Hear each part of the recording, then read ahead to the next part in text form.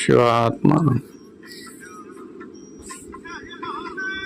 सदगुरु बार बार समझा रहे हैं, अब भी तुम्हारे पास वक्त है, फिर ये न कहना कि मुझे चेताया नहीं है। कब न जाने कब कैसे और किस स्थिति में तुम रह जाओ, तुम्हारे अरमान अधूरे रह जाएं, फिर न कहना हमें कि हमें चेताया नहीं था।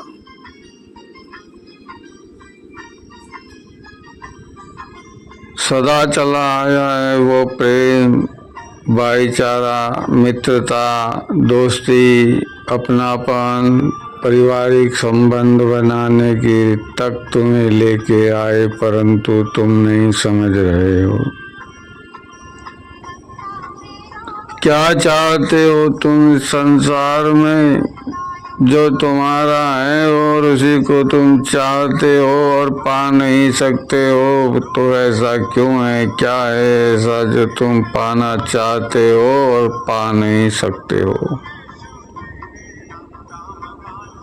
कोशिश कर रहे हो तुम, तुम्हारी चाहना है कि इसे मैं पा लूं, मगर पाने के लिए तुम्हारी सब प्रयत्न विफल होते चले जा रहे हैं। फिर भी तुम्हें समझ नहीं आता कि मैं तुमको क्या समझा रहा हूँ। समझने के लिए तुमने प्रयत्न भी नहीं किया है, फिर किस प्रकार से तुम समझोगे? समझने के लिए मुझे प्रयत्न करना होगा, तभी जाके मैं कुछ समझ सकूंगा। अन्यथा तो इस संसार में बहुत सी घटनाएं हो रही हैं।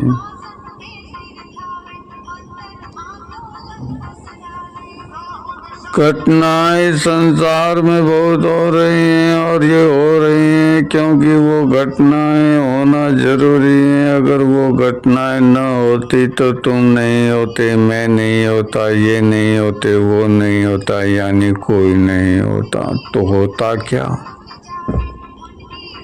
मैं होता मगर मैं नहीं होता। मैं होता मगर मैं नहीं होता। मैं नहीं होता तभी मैं होता। मैं नहीं होता तभी मैं होता। बड़ी गहरी बात है, समझ में आए। शब्दों का बात समझ में आएगी, शब्दों की बात आएगी, परंतु भावना की बात है। ये तो भावपूर्ण जगत विश्व है। तुम जानते हो कि मैं उससे छल कपट कर लूं और उसके सब छीन लूं, सारा का सारा उसे छीन लूं, उसे नष्ट कर दूं, तो तुम मुझे नष्ट करोगे तो तुम्हें मिलेगा क्या? कुछ भी नहीं। तुम्हें मालूम है कि सोने का अंडे देने वाली मुर्गी रोज एक अंडा देती है, परंतु तुम उसके पेट को चीर कर सारे अंडे एक साथ निकालना चाहोगे तो तुम्हें कुछ प्राप्त नहीं होगा।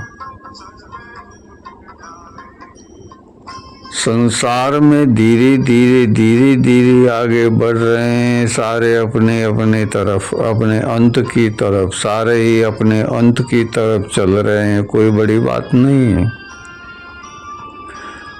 जब से संसार में जीव का उद्भव हुआ, उससे पहले सृष्टि का उद्भव हुआ, और सृष्टि के उद्भव होने के बाद जीव का उद्भव हुआ। सृष्टि उद्भव इसीलिए हुई क्योंकि हमारी आपूर्तियों की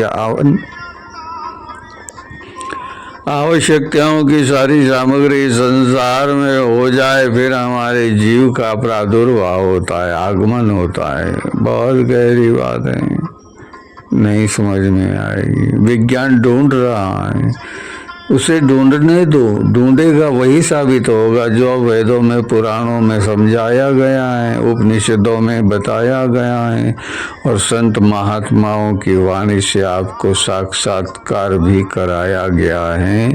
भविष्यवक्ताएं भी हैं जिनके द्वारा तुम्हें अनुमोदित करवाने के लिए अभी तुम उस सिद्धांत पर चल रहे हो। सहज है, सब कुछ हो रहा है, ये अपने आप होगा, होता रहेगा और होता ही रहेगा। तुम नहीं रोक पाओगे। ये जो परिवर्तन हो रहा है, बदलाव हो रहा है, तुम चाहते हो कि मैं इसे रोक दूं, परंतु तुम नहीं रोक पाओगे। मुझे मालूम है, मैं अभी भी बता रहा हूं कि उसे रोकने के लिए मुझे क्या करना है। मैं प्रयत्न कर रहा हूं, आप भी करो। मेरे प्रयत्न करने से मेरे में शुद्धता आएगी, आपके प्रयत्न करने से आप में शुद्धता आएगी, आपके अंदर निर्मलता आएगी, आपके अंदर वो ऊर्जा शक्ति पैदा होगी।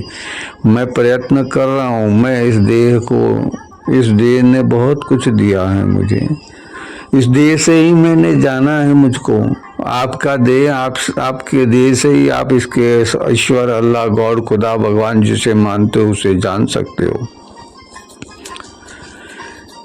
गुरु ग्रंथ में लिखा है और गुरु ग्रंथ से ये ज्ञान मिला है उनको कि हमें निष्ठा में रहना है। एक ओंकार वही है सारा संसार का उदय करने वाला।